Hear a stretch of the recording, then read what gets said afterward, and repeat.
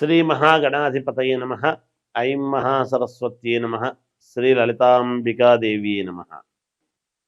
రాశి ఫలాల కార్యక్రమంలో భాగంగా ఈ సెప్టెంబరు మాసము అంతా కూడా చివరి వరకు, మాసము ప్రారంభం నుండి చివరి వరకు కూడా ద్వాదశ రాసుల వాళ్లకు, అంటే 12 రాసుల వాళ్లకు, మేషము నుండి మీనరాశి వరకు అందరికీ ఎలా ఉండబోతుంది, ఏమి చేసుకుంటే మేలు జరుగుతుంది అనేటువంటి విషయాలు ప్రతి మాసము చెప్పుకుంటున్నట్టుగానే ఈ మాసము కూడా చెప్పడం జరుగుతున్నది.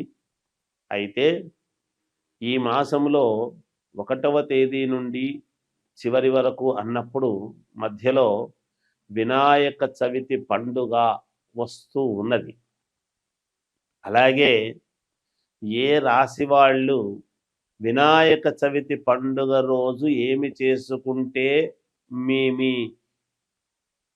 పనులకు విఘ్నాలు తొలగి నిర్విఘ్నముగా బాగా ఉండేట్టుగా మేలు జరుగుతుంది అనేటువంటి విషయాన్ని ఈ ద్వాదశ రాసుల వాళ్లకు కూడా చివరిలో చెప్పడం జరుగుతున్నది. అందువలన అసలు ఎలా ఉండబోతుంది, ఏ రాశి వాళ్లకు, ఏ రాశి వాళ్ళు ఏమి పరిహారము చేసుకుంటే మేలు జరుగుతుంది. వినాయక నవరాత్రులు వస్తున్నాయి. ఈ వినాయక నవరాత్రులలో ఏదో ఒక రోజు, ఏ రోజైనా పర్వాలేదు, ఏమి పాటిస్తే మీకు మేలు జరుగుతుంది. 11 రోజుల లోపల మొదటి రోజే అందరికీ కుదరకపోవచ్చును కదా. కాబట్టి 9 రోజులో, 11 రోజులో లేదా 3 రోజులో జరుగుతుంది. అయితే ఇళ్లల్లో పూజలు చేసుకుంటారు, వినాయక చవితి పూజలు. కానీ వినాయక దేవాలయములో చేసుకునేటువంటి పరిహారం ఏమిటి అనేటువంటిది నేను చెబుతాను. మనం ఏ కార్యక్రమం చేసినా ముందు వినాయకుడిని పూజిస్తాం. అలా మేలు జరగడానికి మీకు తెలియజేస్తున్నాను. పూర్తిగా విని శ్రద్ధగా అవి పాటించండి, తప్పకుండా మీకు విజయము లభిస్తుంది అనేటువంటిది తెలియజేస్తున్నాను. కన్యా రాశి వాళ్లకు ఈ సెప్టెంబర్ మాసం అంతా కూడా ఎలా ఉంటుంది అంటే చాలా బాగుంది అని తెలియజేస్తూ ఉన్నాను. విద్యయందు ఉత్తీర్ణత విద్యార్థులకు చాలా బాగుంది. అలాగే ఉద్యోగాలు చేసుకునేటువంటి వాళ్లకు ఉత్తీర్ణత, ప్రమోషన్లు రావటము కానీ, అనూహ్యముగా స్థానచలనమై మంచి చోటికి వెళ్ళటము కానీ, లేదా కాస్త జీతాలు పెరగటము లాంటివి కానీ, లేదా లోన్లు శాంక్షన్ కావటము లాంటివి కానీ, ఇలాంటివి ఏవైనా జరగవచ్చునుగాక. ఏది సాధించలేకపోవుట అనేటువంటిది ఎప్పుడూ లేదు, సాధించి తీరుతారుగాక. చిరకాలము నుండి కోర్టులో ఉండేటువంటి సమస్యలు ఏవైతే ఉన్నాయో ఆ సమస్యల నుంచి మీరు బయటపడడం జరుగుతుంది. తప్పకుండా స్థిరాస్తి పంపకాలు జరుగుతాయి. మీకు అనుకూలముగా మేలు జరిగేటువంటి విధానముగానే ఉంటుంది గాక.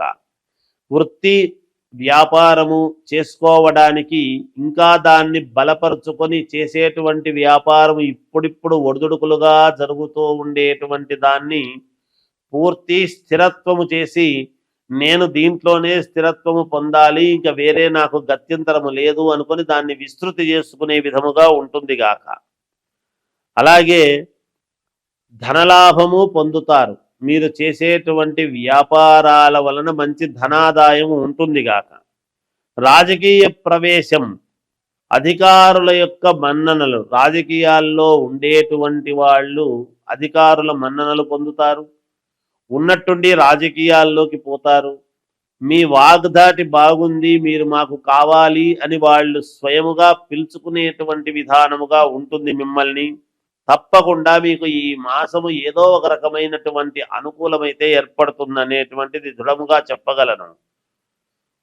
గృహమునందు శుభకార్యాలు చేస్తారు. అభీష్ట కార్య సిద్ధి, మీరు ఏదైతే అభీష్టం, మీ కోరికలు ఉంటాయో ఆ కోరికలు నెరవేర్చుకునేదానికి ఈ మాసము చాలా అనుకూలముగా ఉంటుంది గాక. అలాగే ధనధాన్య వృద్ధి, ధనము, ఆదాయము ధాన్యము అంతా కూడా మీకు అనుకూలవంతముగా మీకు ఉంటుంది గాక. తప్పకుండా ఈ మాసములో అయితే కన్యా రాశి వాళ్లకు ఏదో ఒక రకంగా అనూహ్యముగా మీ జీవితము మలుపు తిరగబోతుంది అనేటువంటిది మాత్రం తప్పకుండా చెప్పగలం. ఇంకా మెరుగైనటువంటి ఫలితాలు సాధించాలి అని మీరు అనుకున్నప్పుడు మీరు చేయవలసినటువంటిది ఏమిటి అంటే, గణపతి దేవాలయానికి వెళ్ళి నవరాత్రులలో గణపతి ఆలయానికి వెళ్ళి గణపతికి ఒక 3.5 లీటరు పాలు, అలాగే ఒక ఎర్రటి రవిక గుడ్డ మీరు ఇవ్వవలసినటువంటివి, 2 టెంకాయలు, 2 ఎండు కొబ్బరి గిన్నెలు, 5 ఖర్జూరప్పళ్ళు ఇవన్నీ కూడా ఇవ్వండి. తప్పకుండా మీకు విజయము లభించి తీరుతుంది. జయోస్తు. భాద్రపద మాసము యొక్క విశిష్టత వైశిష్ట్యం ఏమిటి అని మనం ఒక్కసారి చూసుకున్నట్లయితే, శ్రావణ మాసం అయిపోతూనే భాద్రపద మాసము వస్తుంది. భాద్రపద శుద్ధ చవితి వినాయక చవితి. ఆ వినాయక నవరాత్రులు 11 రోజుల 9 రోజుల అనేటువంటిది మనం చేయడం జరుగుతూ ఉన్నది వినాయక నవరాత్రులు. అయితే భాద్రపద మాసము అనంగానే కలవు చండీ వినాయకవు అని. కలియుగములో చండీ అంటే అమ్మవారు పార్వతీదేవి కదా, అందువలన అమ్మవారిది వినాయకవు అన్నాడు. అంటే వినాయకుడు. మనం ఏ కార్యక్రమము చేసినా, ఏ పూజ చేసినా, ఏది తలపెట్టినా ముందు గణపతి పూజ చెయ్యందే, ముందు గణపతి స్మరణ చెయ్యనిదే మనం ఏది చేయటానికి లేదు. ఎందుకంటే దేవతలు కూడా గణపతికి ప్రథమ గణాధిపత్యం అనేటువంటిది ఇచ్చారు. కాబట్టి మనము కార్యము ఏది తలపెట్టినా అది నిర్విఘ్నముగా సాగాలి అంటే అందుకని వినాయకుడి యొక్క మననం మనం చెయ్యాలి. అందుకే ఏదైనా ఒక శుభకార్యం చేస్తున్నామంటే ముందు వినాయకుడిని చేసి పెట్టకూడదు పసుపుతో. అలా వినాయకుడిని చేసి పెట్టాము అంటే కార్యక్రమం అంతా ఆలస్యం అవుతుంది. వచ్చి పీటల మీద కూర్చున్న తర్వాతనే ఇంకా వినాయకుడిని చేయటం అనేది జరుగుతుంది. ఇది మనం గుర్తుంచుకోవాలి. చాలామంది పూజారులు కావచ్చు, పౌరోహితులు కావచ్చు ఇది పాటిస్తారు చాలామంది. అలా విఘ్నాలు కలిగించేటువంటి వాడు వినాయకుడే, ఎవరో కాదు. అందుకనే మనము ఎటువంటి విఘ్నాలు లేకుండా నిర్విఘ్నముగా సాగాలి స్వామి అనేటువంటి ఇదితో మనం వినాయకుని పూజలు చేస్తాం. అటువంటి వినాయక నవరాత్రులు అనేటువంటివి మనము జరుపుకుంటూ ఉంటాము ఈ యొక్క ఇదిలో. తర్వాత ఈ నిమజ్జనము అది అయిన తర్వాత వెంటనే మహాలయ పక్షాలు ప్రారంభమవుతాయి 18వ తేదీ నుండి. మహాలయ పక్షాలు అంటే ఆ పక్షమి 15 రోజులు మనం ఏమి చేయడానికి ఉండదు. మహాలయ పక్షాల్లో అంటే పితృకార్యక్రమాలు అవి చేసుకోవటానికి చాలా ఉపయోగపడతాయి. అంటే పొరపాటున గనక మనము ఎప్పుడైనా పితృకర్మలు చేయకపోతే లేదా పితృదోషాలు ఉండేటువంటి వాళ్లకు వంశపారపర్యముగా మేము ఎంత కష్టపడుతున్నా మాకు బాగా జరగడం లేదు గురువు గారు, ఏమి దోషం ఉందో ఏమో, మా జాతకాల్లో మేము అన్నీ చూపించుకున్నాము, మరి ఎందుకో మేము ముందుకు వెళ్ళలేకపోతున్నాము, మేము ఈ వ్యాపారంలో కలిసి రావడం లేదు, ఈ ఉద్యోగంలో నాకు ఇబ్బందిగా ఉంది, లేదా ఇది జరగడం లేదు అని వస్తారు. చాలా మందికి పితృదోషాలు అనేటువంటివి ఉంటాయి. ఈ పితృదోషాలు అనేటువంటివి ఎక్కడి నుంచి వస్తాయంటే మనము చేసేటువంటి పనులు మన పిల్లలకు రావటం అనేటువంటిది జరుగుతుంది.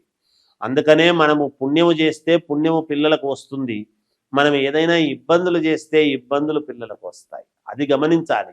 అది అలాంటి పితృదోషాలు అవి ఉండి వాటి వలన ఎవరెవరికి ఎటువంటి పితృదోషాలు ఉన్నాయి ఏమిటి అనేటువంటి వాటి పరిహారాలు చేసుకోవటానికి మనము జీవితంలో ముందుకు వెళ్ళటానికి ఆ మహాలయ పక్షం అనేటువంటివి మనకు చాలా వరకు మేలు చేస్తుంది. అటువంటి సమయంలో గనక దోషాలు పోవడానికి గనక మనం చేసుకున్నాము అంటే మన జీవితంలో ఎన్నో కోట్ల రెట్లు మేలు జరిగే అవకాశం ఉంటుంది. ఎప్పటి నుంచో బాధపడుతుండేటువంటి బాధలన్నీ కూడా తొలగిపోయి మేలు చేసుకోవచ్చు. అయితే ఎటువంటి పరిహారాలు గురువుగారు అనవచ్చును. అయితే ఎవరి జాతకాన్ని బట్టి వాళ్ళకు పరిహారాలు ఉంటాయి, ఎవరి స్థితిగతులను బట్టి వాళ్ళకు పరిహారాలు ఉంటాయి. అంటే స్థితిగతులను బట్టి పరిహారాలంటే డబ్బు గురించి అని కాదు, జాతక స్థితిగతులను బట్టి, జాతకములో ఉండేటువంటి నవగ్రహ స్థితిగతులను బట్టి నేను చెబుతున్నాను. ఆస్తిపరుడైతే ఎక్కువ ఉంటుంది, ఆస్తి లేని వాళ్ళకైతే తక్కువ ఉంటుంది అని ఆ ఉద్దేశ్యంతో అనడం లేదు. అంటే ఉన్న గ్రహస్థితులను బట్టి వాటి యొక్క కర్మ ఫలితాలను బట్టి పితృదోషాలు ఎటువంటి ఉన్నాయి ఏమిటి అనేటువంటిది చూసుకొని ఎటువంటి దోషాలను మనము పోగొట్టుకుంటే మేలు అనేటువంటి దానికి మహాలయ పక్షాలు ఉన్నాయి. ముందు వినాయకుడి యొక్క పూజలు జరుగుతూ ఉన్నాయి, నవరాత్రులు. ఇవి రెండూ కూడా భాద్రపద మాసములో రావటము విశేషం. ఎప్పుడూ కూడా భాద్రపద మాసంలోనే వస్తాయి. దీంట్లో పెద్దగా ఏమీ ఆలోచన ఏమి లేదు. అంటే పౌర్ణమి వరకు చూడండి, భాద్రపద శుద్ధ పౌర్ణమి వరకు వినాయకుడి యొక్క వ్యవహారాలన్నీ కూడా నడుస్తాయి.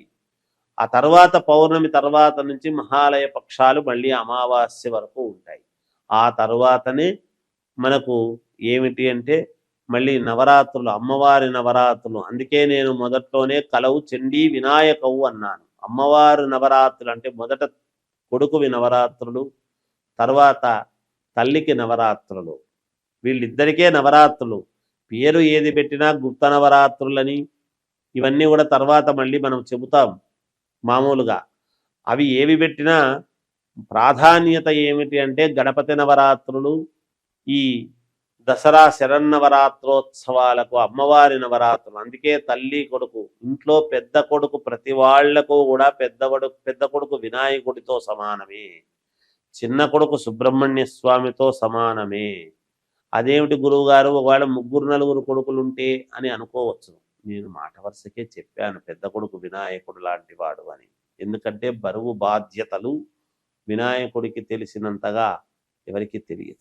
అందుకని ఆయనకు మనము ఆరాధించడంలోనే మన బరువు బాధ్యతలన్నీ కూడా తొలగాలి, మేలు జరగాలి అని కదా మనం పూజిస్తాం. అందువల్ల చెప్పాను. ఈ భాద్రపద మాసాన్ని అందరూ కూడా సద్వినియోగం చేసుకొని మీకు తగిన తోచిన విధముగా గణపతి నవరాత్రులలో పాల్గొని మీరు ఇది చేసుకోండి. తర్వాత మహాలయ పక్షాలలో మీకు కావాల్సినటువంటి అయ్యగారుల దగ్గరికి వెళ్ళి మీ జాతకాలను చూపించుకొని ఏమైనా పితృదోషాలు ఉంటే ఈ మహాలయ పక్షంలో ఈ 15 రోజులలో అవి పోగొట్టుకునే విధముగా చేసుకోండి. తద్వారా మీ ఎదుగుదలకు మీరే మూర్ధన్యులు కండి, మేలు జరుగుతుంది. జయోస్తు.